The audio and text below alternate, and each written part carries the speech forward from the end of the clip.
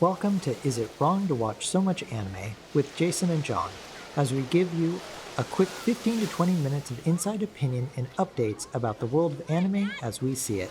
This program is brought to you by the Parker Williams Branch, a Harris County Public Library. Let's go over the rules. This is a planned topics podcast. We will try and stick to the topic at hand and not have too many tangents. Number 2, while recording, we will have a 15-minute timer. We will try to wrap everything up within that 15 minutes. If we are having a good conversation towards the end of that time, there will be a bonus 5 minutes to wrap it up. Number 3, if the conversation is still too good to stop, we will stop recording that episode and start recording an overtime episode back-to-back released on the same day. And a fair warning, spoilers happen. Oops, our bad. Hello and welcome to this special beach episode of Is It Wrong to Watch So Much Anime? So, beach episodes, they come up a lot, and what's the point? So, you have to ask yourself, is it a filler or a special episode? Is it a relief episode? Is it basically just fan service? Can answer that for you. It's usually all three of those things. There is the one unicorn version of a beach episode where it actually contributes to the story, but it doesn't happen too often, so it's okay. So, it doesn't happen so often that we actually have a list of anime in which have beach episodes, and this is not a full complete list, this is just ones that we were able to find. So we've got like Bleach, Chobits, Another, Don't Mess With Me, Miss Nagatoro, Dragon Ball, Fairy Tail, Free, Full Metal Panic, Genshiken, Gintama, Gurren Lagann, Higurashi, Is It Wrong to Pick Up Girls in the Dungeon, K-On! Miss Kobayashi's Dragon Maid, My Hero, My Love Story, Nisekoi, One Piece, Pokemon, Sailor Moon, R, Squid Girl, Techi Universe, Yu-Gi-Oh! GX, Generation X, and even Avatar The Last Airbender. That was a really long list. I honestly thought you were just going to throw that onto like the video so they could see it. No, it's a really long list. So what is typically in a beach episode? So obviously the fan service aspect, girls, boys in bathing suits, board shorts, frilly bikinis, swim school, or like the school swimsuits. Yeah, cover-ups and everything you'd see pretty much at a beach. Too many people. Yeah, usually. They always look like they're enjoying themselves, which I don't understand, because you're at a beach. Unless it's Genshiken, in which all the nerds were like directly under the shade. But that's the only reason to go outside. Or that's the only way you should go outside, to have shade. By the way, he's committing to the bit again. And I'm just... So, what do they actually do at the beach beyond like splash water on each other? And... Tons of stuff that we don't do. Like smashing a watermelon and eating it. I've never done that. So, like, they bring a stick and a watermelon and they smash it and then they eat it. Okay. I'd try that. They also eat like cold noodles, typically like soba noodles. Which I have not tried yet, but I will try eventually. And, you know, typical stuff like playing in the sand castles. I've never been able to build a sandcastle. Splashing water. If you really get into the fan service aspect, then there's like a beauty contest. Always remember that beach waters have animal pee in them. So for me, the origin that I really connect to when it comes to beach episodes is one episode of Neon Genesis called Magma Diver, in which Shinji, Rei, and Asuka are left behind as their Tokyo 3 classmates go to Okinawa for like their school trip. And so since Asuka like got herself a skimpy little adult bathing suit, she decides to show it off in the pool while Rei, and Shinji are hanging back at NERV headquarters. Well, an angel appears, and it happens to be in the middle of a volcano, and so she volunteers to go into Unit 2 and dive all the way down to defeat the angel. So it's got that kind of, I guess, fan service aspect. It's got swimming. It's got the beach vibes and all.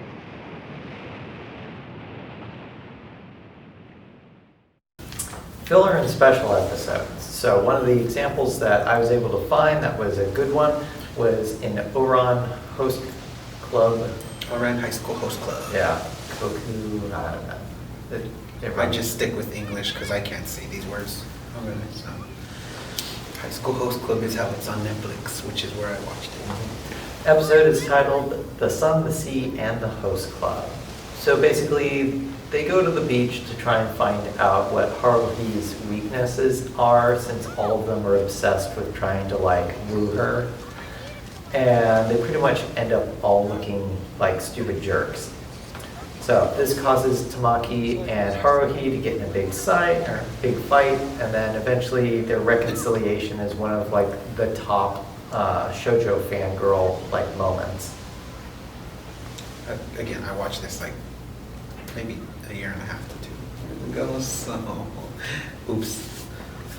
Another episode that was like decent was Melancholy of Haruhi Suzumiya, in which is named Remote Island Syndrome. This one I do remember because I watched it more recently as opposed to a bunch of the other stuff. Because they go for a beach vacation, but you know, with it being Haruhi, if you haven't watched it, she loves things that are of the supernatural or occult or anything like that. So it can never be a regular vacation. There's always something happening. And when they go to the beach vacation, it turns into a murder mystery. Mm-hmm. So they're on a remote island in which there's a killer, but since it's on an island, they're trapped on the island with the killer. Dun dun dun. Very Scooby-Doo-like. Then they have to pretty much solve what happened to alleviate what could have been boredom. Now there's also a relief episode. So a bunch of action happens, and so this is the episode where they take a break. It happens in like every shonen anime. Pretty much, yeah, pretty much. So in Black Clover, an episode called A Black Beach Story, they're basically doing their training on the beach because, you know, the Black Bulls are always training, in which to be able to make it to a strong undersea magic region so that they can go to the undersea temple to get the magic stone that's there to protect it from the eye of the midnight sun. So girls, bikinis, Asta being stupid. Mm-hmm. Classics. Another good relief episode was Darling in the Franxx. There's an episode called Shooting Star Moratorium, in which the whole squad goes to a beach to relax after an intense battle. What's really good about this episode is we learn through conversations, memories, and dialogue that about the different characters' backstories in this like laid-back, carefree environment, so that it's not like all throwaway type stuff. Well, yeah, or like in the middle of the battle. Again, unicorn. So now, one episode that is supposed to be a fan service episode from a series called Rent a Girlfriend is Beach and Girlfriend. So Kazuya, who is part of the Kazuya Kazuma, you know, Raccoon Trash Brothers, has the Rent-A-Girlfriend Chizuru, happens to run into her while he's hanging out with his friends at the beach. But Chizuru, since she's a Rent-A-Girlfriend, this wasn't supposed to be a time that they were supposed to meet, reluctantly decide, yeah, I'll go with this unscheduled date. You're going to be paying me, buddy. So he's hanging out with the friends, and one of the people there is Mami, which is Kazuya's ex. Right? Okay. Yeah, so she's toying around with his emotions, thinking, hey, how could this guy like get over me so fast? So she even like lures him away from the group so she could like kiss him. Like, oops, she knows what she's doing. So like, I haven't watched it, but everything I've heard about this person just leads me to believe she's like, not like, she is the toxic ex. Yes. So 100%. So after like a rough emotional day, basically Kazuya's like friend gives him tickets to go on a ferry with Chizuru, and they do. She gets sick and then somehow falls off the side of the boat. There's like railings on everything. I don't see how she does this, but yeah. There's no logic to anime. Basically, fall off the boat, the guy gets to jump in to save you.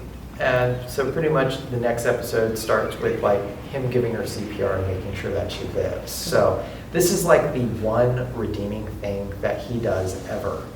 Yeah, I've heard that he sucks. Yeah, he's a terrible, terrible person that makes terrible, terrible decisions. So like this, which is supposed to be a fan service episode of like girls being cute in bikinis and you know, kissing and all that stuff turns into this like real, like, turning point in their relationship, that he's not only a piece of trash, he can have shining moments. It's one shining moment. But like if you wipe a turd, that doesn't make it a diamond. So I mean, Nor does it make it unbreakable. I'm just saying. Wow. No. Yes. No? No. No. No. I disapprove. Okay. I did not approve of that joke. Okay. He's the JoJo fanboy. I just find it regularly enjoyable. Don't hurt me. Uh-huh. Don't come at me, bro. All right. So that's pretty much a beach episode. There should be sand and stuff back here, so we don't look like weirdos just sitting Yeah. on chairs. There will. There can be fun episodes, you know. They can be just non-essential.